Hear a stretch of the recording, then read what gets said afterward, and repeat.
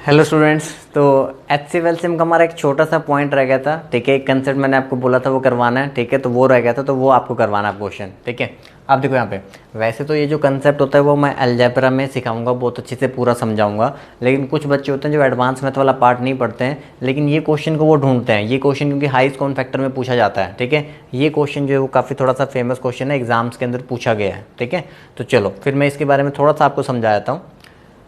ए raised power n plus b raised power n, अगर कोई भी इक्वेशन हमारी इस फॉर्म में होती है, ठीक है, a raised power n plus b raised power n, इस फॉर्म में अगर कोई भी इक्वेशन होगी, इज ऑलवेज डिविजिबल बाय, तो ये जो इक्वेशन होती है ना वो हमेशा किससे डिवाइड होती है? ए प्लस बी से डिवाइड होती है, अगर एन हमारा क्या दे रखा हो? ऑड दे रखा हो, मतलब एन की वैल्यू हमें क्या गिवन हो? ऑड गिवन हो। इसको हम कैसे देखते हैं? जैसे अगर हमारे पास ए क्यूब प्लस बी क्यूब वाला फॉर्मूला होता है, तो ए क्यूब प्लस बी क्यूब वाले में आपको पता है एक फैक्टर हमें मिलता है, कौन सा? ए प्लस बी। तो अगर ए क्यूब प्लस बी क्यूब वाला फॉर्मूला होता है तो उसमें एक फैक्टर हमें हमेशा मिलेगा, वो कौन सा होता है? A plus B. तो अगर इस फॉर्म में कोई भी इक्वेशन होती है तो वो हमेशा किससे डिविजिबल होती है? ए प्लस बी से डिविजिबल होगी ही होगी, अगर हमारी एन की वैल्यू हमें क्या दे रखी है? ऑड दे रखी है। ठीक है, अब देखो यहाँ पे अगर मैं कहता हूँ a raised power n plus one, अगर a raised one plus one, ये हमेशा किससे डिवाइड होगा? हमारा ए प्लस वन से डिवाइड होगा। यहाँ पे हमने बी की जगह पे क्या डाल दिया? वन डाल दिया। इसको मैं ऐसे वन रेस्ट पावर एन भी तो कह सकता हूँ। तो a raised power n plus one raised power n is always divisible by a plus one, अगर हमारे एन की वैल्यू क्या है? ऑड है। ऐसे ही यहाँ पे अगर ए रिस्ट पावर एम है, वहाँ पे एन पावर थी, यहाँ पे एम पावर है, तो ए रिस्ट पावर प्लस एम है, ये भी हमेशा डिवाइड होगा किससे? ए प्लस वन से, अगर एम हमारा क्या है? ऑड है। क्योंकि इसको भी तो हम ऐसे लिख सकते हैं, a raised power m plus one raised power m. तो यहाँ पे देखो इन दोनों का जो कॉमन फैक्टर आ रहा है, ठीक है, इन दोनों का जो कॉमन फैक्टर आ रहा है, a raised power n plus one दे रखा था, a raised power m plus one दे रखा था, तो इन दोनों common factor a plus one तो आना ही आना है। ठीक है, तो यहाँ पे हमारे पास देखो रिजल्ट क्या बनता है कि हाईएस्ट कॉमन फैक्टर अगर हमें इन दो वैल्यूज़ का निकालना है, इसका और इसका, अगर मुझे हाईएस्ट कॉमन फैक्टर निकालना है a raised power n plus one का और a raised power m plus one का, तो हम कैसे निकालेंगे? देखो ए प्लस वन वाली वैल्यू तो हमारे पास आती ही है, लेकिन पावर्स का फिर क्या रोल रहता है? पावर्स में हमें देखना होता है highest common factor of power, मतलब ये जो एन पावर है और ये जो एम पावर है, इसका हाईएस्ट कॉमन फैक्टर क्या बन रहा है? ठीक है, तो a raised power highest common factor of n comma m और प्लस वन। तो अब ये क्वेश्चन देखो हमें क्या दे रखा था कि थ्री रेस्ट पावर 333। ठीक है, तीन की पावर जितनी मर्जी करते रहो वो आपकी क्या आएगी? ऑड ही बनेगी। ठीक है, सॉरी, एंड यहाँ पे देखा था three raised power 334 plus one. ठीक है, तो ये भी आपके पास जो है ना ऑड ही पावर बनेगी, क्योंकि आप तीन की पावर जितनी मर्जी लिख लो, आप तीन रेस्ट पावर तीन लिख लो। ठीक है, थ्री थ्री सा नाइन, थ्री सा कितना आएगा? 27 ही आएगा। आप थ्री रेस्ट पावर फोर लिख लो, थ्री थ्री सा नाइन, थ्री सा 27, 81 ही आएगा। ठीक है, तो वो आपकी पावर जो है ना वो क्या रहती है? ऑड ही रहती है।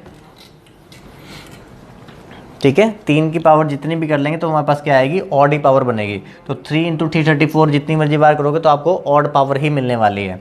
तो अब देखो हमें ये तो कंफर्म है, हमारे पास ये जो फैक्टर है, हमारे पास 3 प्लस वन तो आपको पता है लिखना ही है। ठीक है, कि 3 प्लस वन और 3 प्लस वन, ये वाला फैक्टर तो हमारे पास कॉमन आ गया।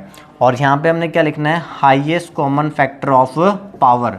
पावर मेरे पास देखो इधर 3 रेस्ट पावर 333 है, और इधर मेरे पास क्या है? 3 रेस्ट पावर 334, ये हमारे पास पावर है। तो इसमें हमने सीखा था, इसको थोड़ा आगे कर लेते हैं।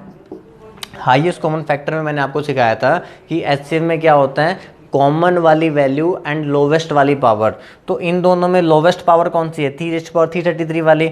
तो इनका जो हाईएस्ट कॉमन फैक्टर है वो मेरे पास 3 रेस्ट पावर, ये 3 रेस्ट पावर 333 ये आ जाएगा और प्लस वन आ जाएगा। तो ये हमारा आंसर हो जाएगा। तो मतलब जो ये वाली वैल्यू थी ना वही हमारे पास सेम क्या आ गया? आंसर में आ गया। तो ये हमारा क्या हो जाएगा? इसका हाईएस्ट कॉमन फैक्टर हो जाएगा। ठीक है, तो इस एक क्वेश्चन के लिए, एक कंसेप्ट के लिए बच्चे ढूंढ रहे होते हैं इसको, तो इसलिए मैंने सोचा कि इसी में आपको पढ़ाता हूँ।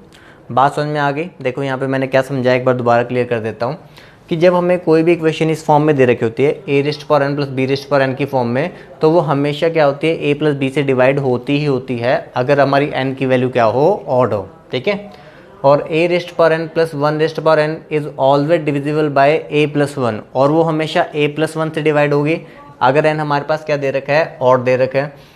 और यहाँ पे a raised power n plus one raised power m है, वो भी हमेशा क्या होगा? ए प्लस वन से डिवाइड होगा, लेकिन कंडीशन है कि एम हमारे पास क्या होना चाहिए? ऑड होना चाहिए। ठीक है, तो अब देखो, अब इन दोनों का कॉमन फैक्टर a+1 तो आपको दिखाई दे रहा है कि a+1 और a+1 तो कॉमन फैक्टर है ही है। साथ में हमने क्या देखनी होती है कि पावर में हमें क्या दे रखा है, जैसे यहाँ पे n पावर है, यहाँ पे क्या है m पावर है, अलग अलग पावर है, तो हमें उनका भी क्या लेना होगा, highest common factor of n, m, तब हमारे पास HCF बनेगा। तो अब हमें ये देखा था, एक ये नंबर था, एक ये नंबर था, ठीक है। तो हमें पता है कि 3+1 और 3+1 ये वाला तो हमारे पास कॉमन फैक्टर ही है। हमें सिर्फ क्या करना है कि यहाँ पे जो पावर है, यहाँ पे जो पावर है, उसका HCF लेना है। तो highest common factor of 3⁻333 and 3⁻334, तो इन दोनों का हाईएस्ट कॉमन फैक्टर हम कैसे लेते हैं, कॉमन वाली वैल्यू एंड लोवेस्ट वाली पावर, ठीक है। तो लोवेस्ट वाली पावर कौन सी है, 3⁻33, तो ये हमारे पास आ जाएगा। तो ये हमारा क्या बन जाएगा, इसका आंसर बन जाएगा, ठीक है।